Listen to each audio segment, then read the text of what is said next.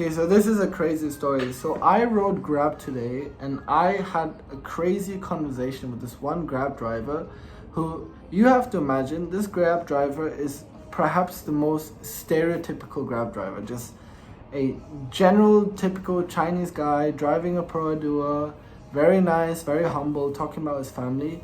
But he told me something so powerful today, which I will probably never forget in my entire life. And this is what he told me. He told me that, okay, so I kind of have to explain of how we ended up to that conversation. But basically, we were talking about the fundamental differences of young people, like let's say us, the Gen Zs, the millennials, and let's say 30 and below, and perhaps the older people, the seniors, the Gen B or Gen A, the older people, let's say 40 plus. And we were just talking about the differences, like just as every debate or perhaps every conversation happens. And he told me an interesting saying, which a lot of people among the old people is very, very common. It is, in order, you have to, okay, so imagine that being successful is like a game and you're a fish. Just imagine you're a fish, because it makes sense of how the quote works. Imagine you're a fish. And what he told me was, in order for you to win let's say the aquarium, the game, you have to be the biggest fish.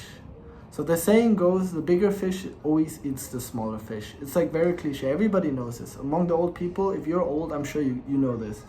The bigger fish always eats the smaller fish. Now that is basically translated into business. That's translated into, I don't know, warfare. That's translated into politics. That's fundamentally translated into any area of life, if you look at it that way.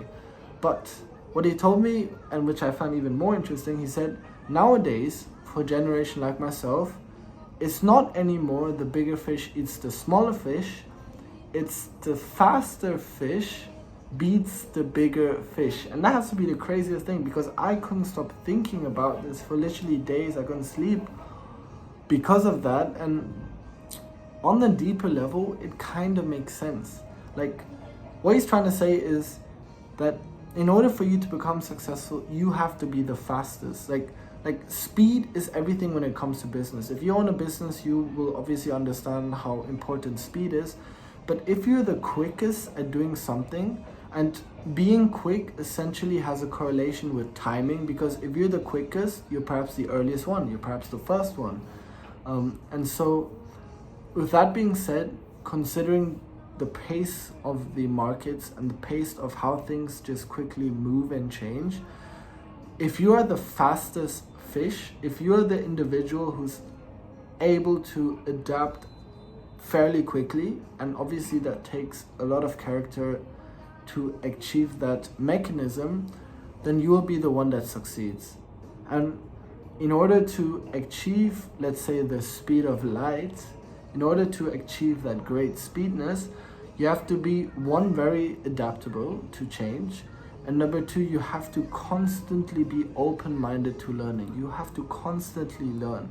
And point number two on constantly learning is, the way you can achieve that is literally just narrowing down focus. If you're on TikTok, or if you're partying, if you're, I don't know, smoking, if you're doing, I don't know what shitty habits you guys have, if you guys do all of these things, you will slow down, and essentially you will lose when it comes to the game, and you won't be able to achieve those goals, even if it is becoming successful.